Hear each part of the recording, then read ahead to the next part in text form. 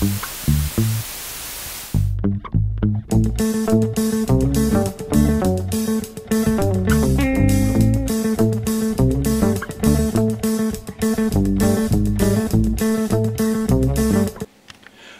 fermiers, amis fermières, bonjour, bienvenue à la ferme, bienvenue sur Cocotte TV. Aujourd'hui je vous présente un petit clavier qui nous provient de Cougar.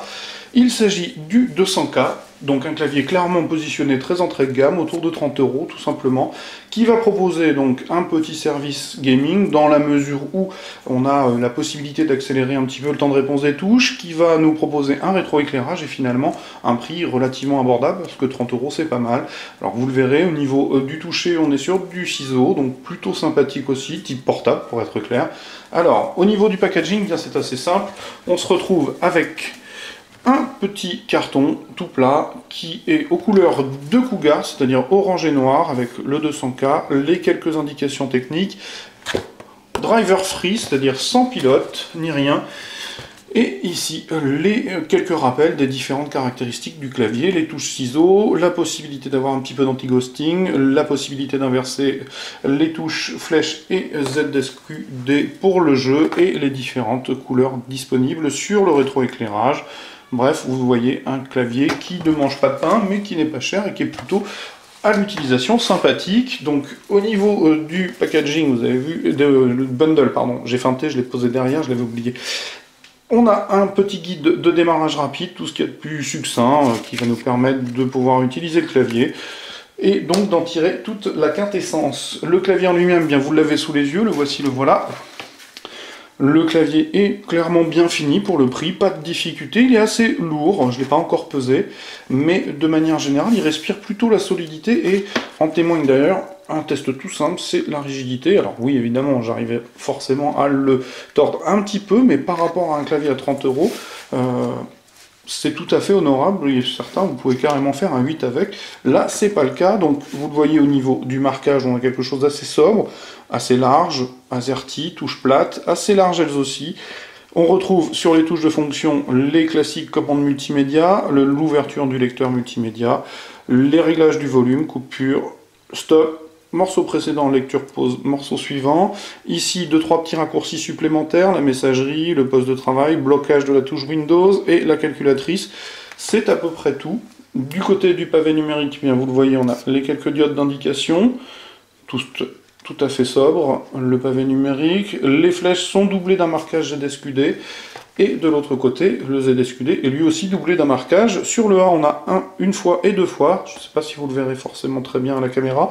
C'est tout simplement la possibilité d'accélérer le temps de réponse des touches par l'intermédiaire de la combinaison fonction A. Très honnêtement, j'ai pas vu une réelle différence entre les deux. Donc la touche de fonction qui permettra d'activer ce que j'ai présenté précédemment, la petite touche qui va permettre de jouer avec le rétroéclairage et la couleur. Vous le voyez, je suis en train de passer. On a quelques couleurs, donc c'est plutôt sympa. Mention particulière pour... Zut, je cherchais le bleu et le violet si je ne m'abuse. Voilà, le violet, je le trouve assez réussi, mais ça n'engage que moi, bien évidemment. Sur le clavier, on va retrouver un marquage Cougar sur la partie supérieure, qui forme quelque part un logement, qui pourra permettre de cacher un petit peu le câble. Bon, c'est pas grand-chose, mais c'est toujours bienvenu. En dessous, on retrouve les petits patins prévus pour adhérer au bureau, et les pattes sont caoutchoutées, donc vraiment quelque chose de sympa. Alors au final, on a quelque chose de pas cher. La seule critique pour l'instant que j'émettrai, c'est le revêtement des touches qui semble être un petit peu soft touch, donc j'ai un petit peu d'inquiétude. Pour l'instant, j'ai tapé le test avec, vous voyez, il n'est pas particulièrement marqué, hein, c'est plutôt correct, mais j'ai peur que dans le temps, ça puisse s'user et que ça ne donne pas quelque chose de très sympathique, je ne sais pas, il faudra le voir. En tout cas, les touches ne sont pas démontables puisqu'elles sont ciseaux, ou en tout cas, on risque fortement de casser les ciseaux. Au niveau du toucher, eh bien, on a quelque chose de très très sympathique, hein, c'est vraiment un clavier comme un portable, hein, ni plus ni moins, donc relativement silencieux aussi, ce qui est plutôt pas mal. Donc vraiment un clavier recommandable sous tous les points. La finition est bonne, le prix est doux, le service rendu pas mal, le toucher sympathique, il est confortable, il prévoit à peu près tout, excepté un système de macro, mais pour 30 € on peut peut-être pas le demander.